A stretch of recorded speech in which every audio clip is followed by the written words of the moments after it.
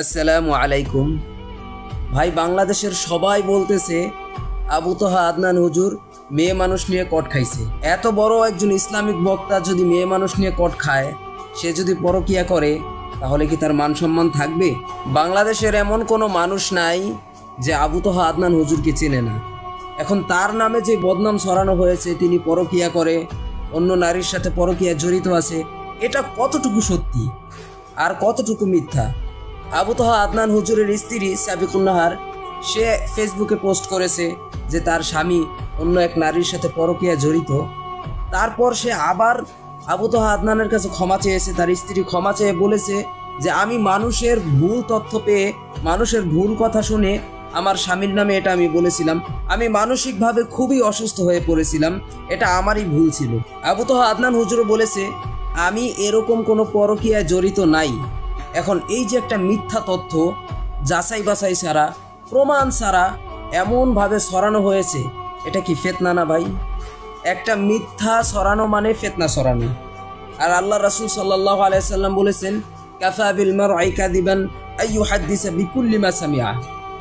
মানুষ যা শুনে, কথা ভালোভাবে খেয়াল করেন, আল্লাহ রাসূল বলেছেন যে মিথ্যাবাদী হওয়ার জন্য এতটুকুই যথেষ্ট। কতটুকু? মানুষ যা শোনে তা বলে, সে যাচাই বাছাই করে না, সত্য না মিথ্যা এটা যাচাই বাছাই করে না, যা শোনে তাই বলে। কোনো ব্যক্তি মিথ্যাবাদী হওয়ার জন্য এতটুকুই যথেষ্ট ভাই। আমি আরেকটু সুন্দরভাবে বুঝাই। ধরেন আপনাকে কেউ জিজ্ঞেস করেছে ভাই রাস্তা কোন দিকে, আপনি শুনেছেন রাস্তা ডান দিকে। হ্যাঁ, রাস্তা ডান দিকেই, এটা সত্যি রাস্তা ডান দিকে, কিন্তু আপনি শুনেছেন, আপনি দেখেন নাই।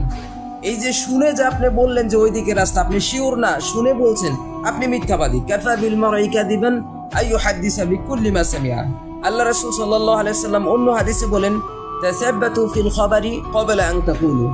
অবশ্যই তোমরা কোনো খবর প্রচার করার আগে সেটা যাচাই বাছাই করো, সত্য মিথ্যা যাচাই বাছাই করো, তারপর সেটা মানুষের কাছে প্রচার করো। কারণ তুমি যদি শুনেই সেটা প্রচার করো, তাহলে তুমি মিথ্যাবাদী, আর মিথ্যাবাদীরা হচ্ছে মুনাফিক। আপনি একটা জিনিস শুনে প্রচার করেছেন, সত্য মিথ্যা যাচাই করেন নাই, তাহলে এবার ভাবুন ওই ব্যক্তি যদি মিথ্যাবাদী হয়ে থাকে, যে শুনে প্রচার করে, সত্য মিথ্যা যাচাই বাছাই করে না, তাহলে বাংলাদেশের হাজার হাজার লক্ষ লক্ষ মানুষ এটা প্রচার করেছে, সত্য মিথ্যা যাচাই করে নাই। হাদিস অনুযায়ী তারা সব মুনাফিক, হাদিস অনুযায়ী তারা সব মিথ্যাবাদী। এজন্য ভাই, আপনি আমি মুসলমান, আল্লাহ রাসূল যা বলেছেন সেটা আমাদের অনুসরণ করতে হবে। অবশ্যই যে কোনো বিষয় প্রচার করার আগে তার সত্য মিথ্যা যাচাই করতে হবে। এটা আমাদের ইমানি দায়িত্ব। আমরা মুসলিম ভাই, এটা আমাদের ইমানি দায়িত্ব। মানুষের মিথ্যা প্রচার করা যাবে না, মানুষের নামে বদনাম ছড়ানো যাবে না, মানুষের নামে মিথ্যা প্রচার করা যাবে না। আগে সত্য মিথ্যা যাচাই করবেন, আর যত পারবেন কম কথা বলবেন, জীবনে ভালো থাকতে পারবেন। মানুষের বদনাম করবেন না, মানুষের পিছনে মানুষের নামে কথা বলবেন না, দেখবেন আপনার চাইতে সুখী আর দুনিয়ায় কেউ হবে না। আর নারী তো এমনিতেই ফিতনা, কারণ আমরা তো জানি যে আল্লাহ বলেছেন নারীদের চক্রান্ত খুবই শক্তিশালী, শয়তানের চক্রান্ত দুর্বল। তাহলে একবার চিন্তা করেন তো, শয়তানের চক্রান্ত দুর্বল আর নারীদের চক্রান্ত খুবই শক্তিশালী। ভাবা যায়? আমি সহজে একটু প্রমাণ দিয়ে দেই। পৃথিবীতে যখন দেখবেন একটা মানুষকে একটা মানুষ ফাঁসাতে পারে না, তখন কি করে জানেন? নারী দিয়ে ফাঁসায়।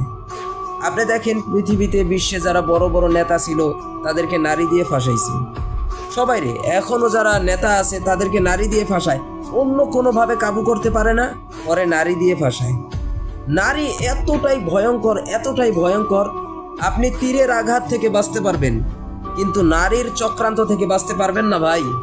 আপনি ধারালো ছুরির আঘাত থেকে বাঁচতে পারবেন, ধারালো তরবারির আঘাত থেকে বাঁচতে পারবেন, কিন্তু ভাই নারীর চক্রান্ত থেকে বাঁচতে পারবেন না। তাই নারী থেকে সাবধান, নারী ফিতনা। এখন বলবেন নারী যদি ফিতনা হয়, তাহলে আল্লাহ নারী কেন সৃষ্টি করেছেন? ওই বিষয়ে কথা বলবো না। ওই বিষয়ে কথা বলতে গেলে কথা অনেক লং টাইম হয়ে যাবে, তারপর আপনারাও শুনতে চাইবেন না, ভিডিও দেখতে চাইবেন না, কথাগুলো শুনতে চাইবেন না। এজন্য ওই বিষয়ে কথা বলবো না, ওটা টপিক না। বুঝতে তো পারছেন নারীর চক্রান্ত কতটা ভয়ঙ্কর? দেখবেন এই যে নেতাদের তথ্য সংগ্রহ হয়ে যায়, কিভাবে হয়? নেতারা কি করে? ঘরে বউ আছে, তারপরে মেয়ে মানুষ নিয়ে ঘুমায়, মেয়ে মানুষ নিয়ে রাত কাটায়, ওই মেয়ে মানুষ তার সাথে রাতে থাকে, তারপর তাদের তথ্য প্রচার করে দেয়। নারীর কাছে সবাই দুর্বল, নারীদের কাছে সবাই দুর্বল, এজন্যই তো শয়তানের চক্রান্ত দুর্বল আর নারীর চক্রান্ত খুবই শক্তিশালী। তাই নারীদের কাছে সবাই দুর্বল। এই নারী থেকে যত দূরে থাকতে পারেন ভাই, জীবনে ভালো থাকতে পারবেন। নেশা, নারী, এগুলা থেকে দূরে থাকেন। তো কথা বলতেছিলাম আবু তহা মোহাম্মদ আদনান হুজুরের বিষয়ে, যে আবু তহা মোহাম্মদ আদনান হুজুর, আমিও এটা ধারণা করেছি তাকে দিয়ে এরকম কিছু হবে না। তার স্ত্রী বলেছে যে আমি মানুষের ভুল তথ্য শুনে, মানুষের কথা শুনে আমি এটা করেছি, আমি আমার স্বামীর কাছে ক্ষমা চেয়েছি। ঠিক আছে, কিন্তু আবু তহা মোহাম্মদ আদনান হুজুরের বিষয়ে যারা এই যে যাচাই বাছাই না করে তথ্য ছড়িয়েছে, হাজার হাজার লক্ষ লক্ষ মানুষ তথ্য ছড়িয়েছে, এরা সব মুনাফিক, এরা সব মিথ্যাবাদী। হাদিস অনুযায়ী এরা সব মুনাফিক, সব মিথ্যাবাদী, এরা সব গুনাহগার হয়েছে। এজন্য আমাদের ইমানি দায়িত্ব কি ভাই, যে কোনো বিষয় আগে আমাদেরকে যাচাই বাছাই করতে হবে, তারপর সত্য প্রচার করতে হবে ইনশাআল্লাহ।